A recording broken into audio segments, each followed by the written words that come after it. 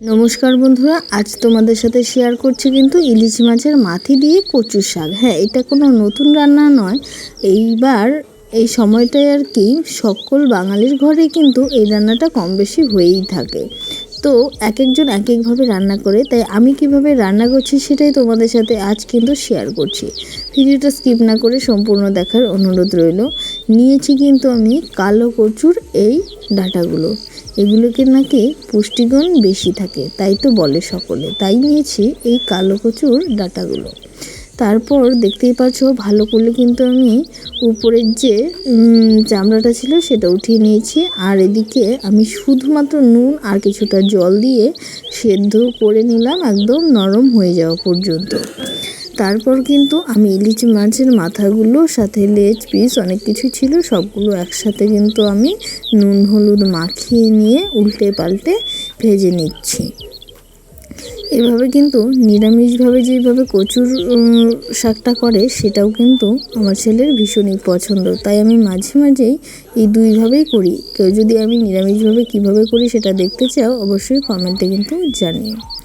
তারপর দেখতেই পাচ্ছ মাছগুলো একদম কিন্তু লালচে হয়ে গেছে, তখন একটু ভেঙে চুড়ে নিয়ে সাইড করে দিলাম। আর কোনো রকম এখানে তেল অ্যাড করবো না। তারপর দিয়ে দিলাম কয়েকটা শুকনো লঙ্কা ফোড়নে দিয়ে দিলাম, আর দিয়ে দিলাম কয়েকটা থেতো করা রসুন। যারা আমার নিয়মিত ভিডিও দেখো তারা অবশ্যই জেনে থাকবে আমি কিন্তু খুব কম তেলে রান্না করার চেষ্টা করি। তারপর জলটা ঝরিয়ে নেওয়া কচুর শাকটা দিয়ে দিলাম। জল ছিলই না, একদম শুকিয়ে গেছিলো, তাও একটু আর কি ছিদ্রযুক্ত থালাটার মধ্যে রেখে দিয়েছিলাম, তাহলে কচুর শাকটা তাড়াতাড়ি কিন্তু জলটা শুকিয়ে যায়। না হলে খুব বেশি জল থাকলে শুকোতে অনেক সময় লাগে, আর একটু মাখো মাখো না হলে কিন্তু কচুর শাক ভালো লাগে না। তারপর রসুনটা যখন হালকা লালচে হয়ে যাবে তখন দিয়ে দিলাম কচু শাকটা, কিছুক্ষণ নাড়িয়ে চিলিয়ে স্বাদ অনুসারে একটু চিনি কিন্তু অ্যাড করবেন, এটা মাথায় রাখবেন, কারণ চিনি যদি অ্যাড না করেন তাহলে সেই স্বাদটা কিন্তু আসবে না।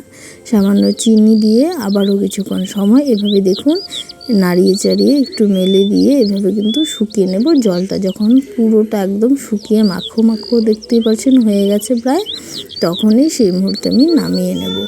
এভাবেই আমি কিন্তু কচু শাকটা রান্না করি ইলিশ মাছের মাথা দিয়ে।